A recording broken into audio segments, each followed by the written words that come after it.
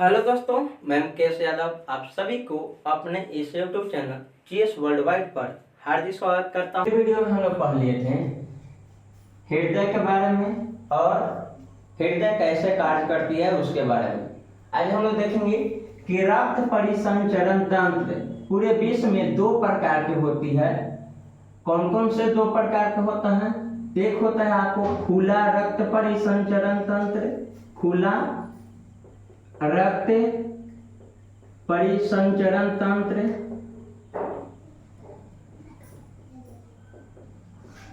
और एक होता है आपको बंद रक्त परिसंचरण तंत्र।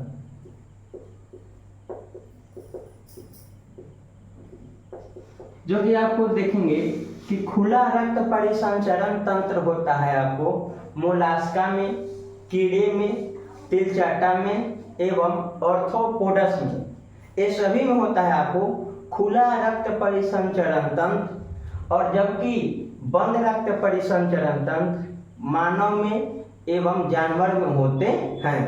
तो इसमें हम लोग देखेंगे कि कौन कौन होते हैं। तो खुला रक्त परिसंचरण तंत्र में आपको आता है मोलास्का, उसके बाद आता है ऑर्थोपोडस, उसके बाद आता है तिलचट्टा, और उसके बाद आता है कीड़े मकोड़े।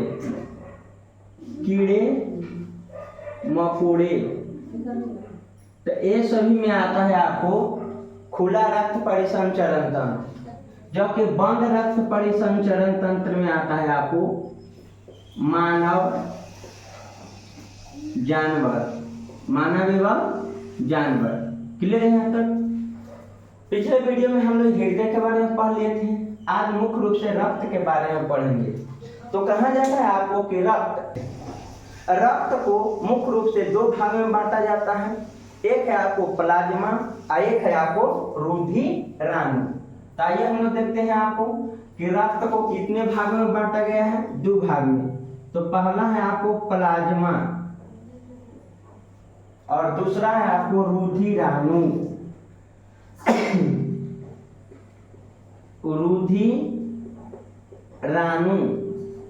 क्लियर है यहाँ तक? या इसी को कहा जाता है आपको बिंबाणु। तो रक्त को मुख्य रूप से दो भाग में बांटा गया है आपको, जो कि आपको प्लाज्मा है और रुधिराणु है। प्लाज्मा को भी कहा जाता है आपको कि रक्त कुल अपने आप में 100%, एक बूंद मान के चलिए कि रक्त है, तो रक्त अपने आप में 100%, आइए 100% में कहा जाता है आपको कि प्लाज्मा होता है आपको 55 से 60%। क्लियर है तक? और रुधिराणु होता है आपको 45 से 40% रुधिराणु होता है। क्लियर है तक? अब है जो प्लाज्मा को भी आपको दो भाग में बांटा गया है। प्लाज्मा का जो पहला भाग होता है उसको कहा जाता है आपको, देखेंगे कि प्लाज्मा में 90% होता है जल की मात्रा, 90% जल की मात्रा, और 10% होता है आपको अन्य पदार्थ। अब है जो आपको 10% अन्य पदार्थ को भी दो भागों में बांटा गया है। 10% अन्य पदार्थ को कहा जाता है, पहला है जो बांटा गया है प्रोटीन, जो कि आपको प्रोटीन है जो कितने परसेंट पाया जाता है आपको, तो 7% पाया जाता है। और दूसरा है आपको जल, खनिज और लवण। ये कितना परसेंट है आपको, तो 3%। कहा जाता है आपको कि प्लाज्मा में 7% प्रोटीन कौन कौन पाए जाते हैं। 7% प्रोटीन, तो पहला है आपको प्रोटीन का नाम है फाइब्रिनोजन।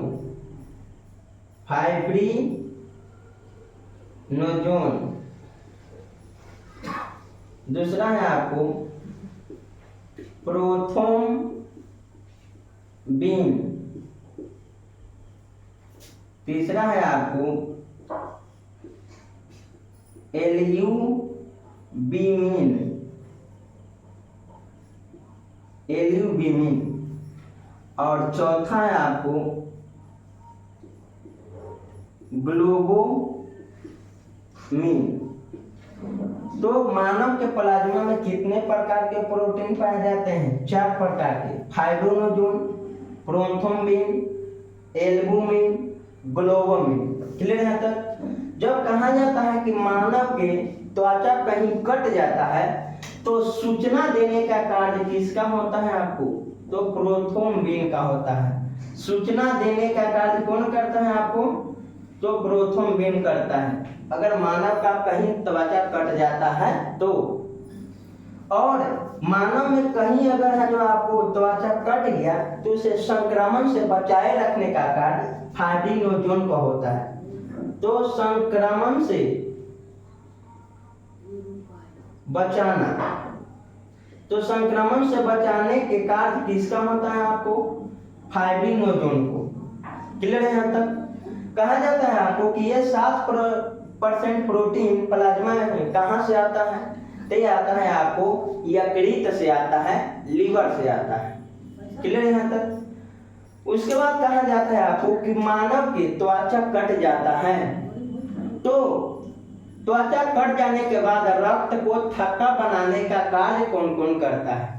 तो रक्त के थक्का बनाने में, ध्यान से समझेंगे, रक्त को थक्का बनाना, थक्का बनाना। तो रक्त को थक्का बनाने में है जो आपको कौन कौन सहायक होते हैं? तो 2 को प्रोटीन सहायक होते हैं। कौन कौन 2 को प्रोटीन सहायक होते हैं? तो पहला प्रोटीन है आपको फाइब्रिनोजोन, एक लिखते रहे। दूसरा है आपको प्रोथ्रोम्बिन।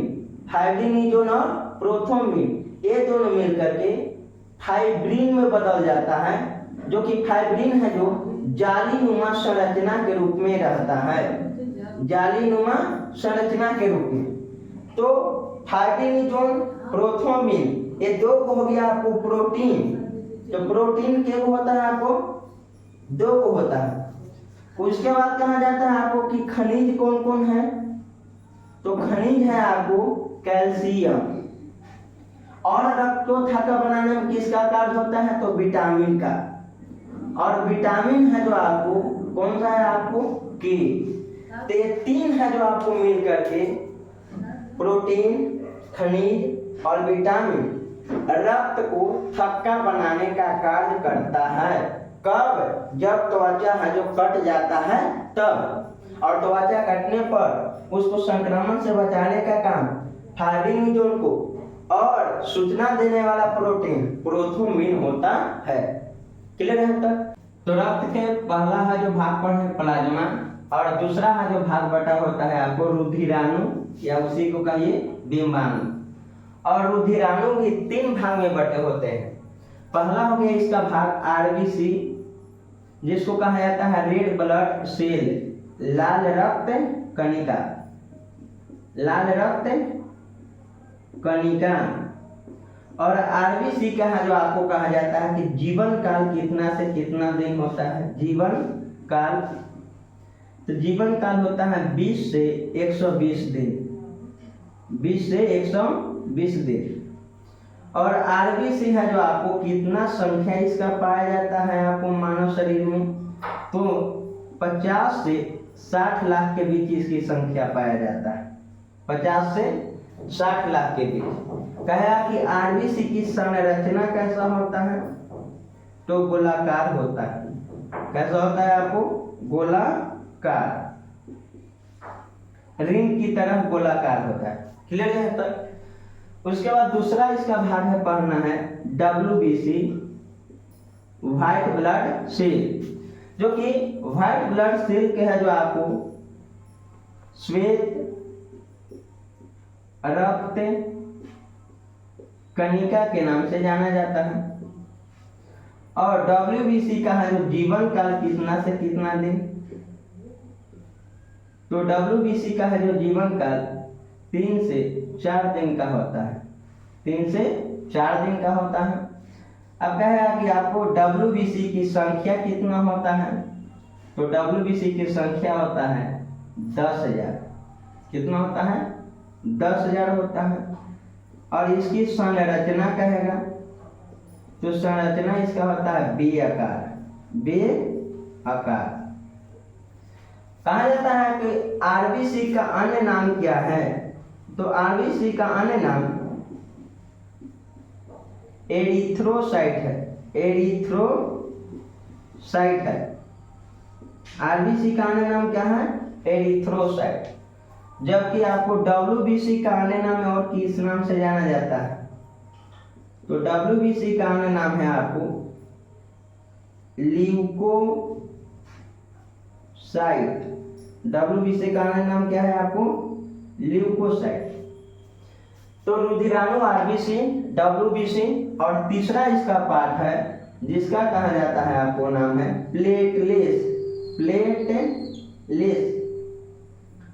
जो कि आपको प्लेटलेट्स रुधिराणु का पहला भाग हो गया आपको आरबीसी, दूसरा में WBC और तीसरा होता है आपको प्लेटलेट्स। तीसरा भाग कौन होता है आपको? प्लेटलेट्स। जो कि आपको प्लेटलेट्स इसका है जो जीवन काल कितना दिन होता है प्लेटलेट्स का? जीवन काल। तो प्लेटलेट्स का है जो जीवन काल होता है आपको 7 दिन। कितना दिन? 7 दिन। प्लेटलेट्स का जीवन काल कितना दिन होता है? 7 दिन होता है। कितना है जो संख्या पाया जाता है शरीर में? तो 2 से 4.5 लाख या 2 से 6 लाख के बीच पाया जाता है। तो प्लेटलेट्स है जो आपको जीवन काल कितना? 7 दिन, संख्या 2 से 4.5 लाख या 6 लाख के बीच पाया जाता है। कहा जाता है कि प्लेटलेट्स की कमी होता है शरीर में तब है जो आपको एडिस एजिप्टी मच्छर के काटने से डेंगू नामक बीमारी हो जाता है। तो एडिस एजिप्टी मच्छर के काटने से डेंगू बीमारी कब होता है? जब मानव के शरीर में प्लेटलेट्स की संख्या कमती है।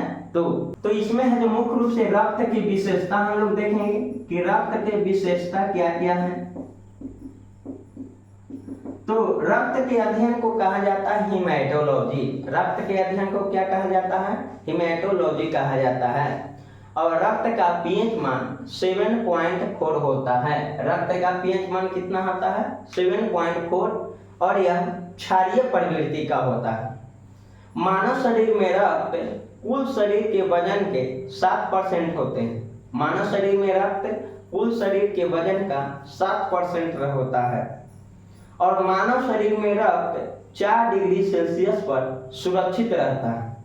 4 डिग्री सेल्सियस पर सुरक्षित रहता है। रक्त है जो आपको चिपचिपा प्रवृत्ति का होता है और यह स्वाद में नमकीन होता है। मानव के रक्त चिपचिपा प्रवृत्ति का होता है और यह स्वाद में नमकीन होता है। कहा जाता है आपको कि मानव शरीर में रक्त अंदर है जो लिक्विड के रूप में रहता है, तरल पदार्थ में रहता है, थक्का नहीं बनता है शरीर के अंदर। आखिर कारण क्या है? तो हिपैरिन नामक प्रोटीन, हिपैरिन नामक प्रोटीन के कारण मानव शरीर में रक्त अंदर की ओर थक्का नहीं बनता है, जो कि हिपैरिन नामक प्रोटीन मानव में यकृत द्वारा छोड़े जाते हैं।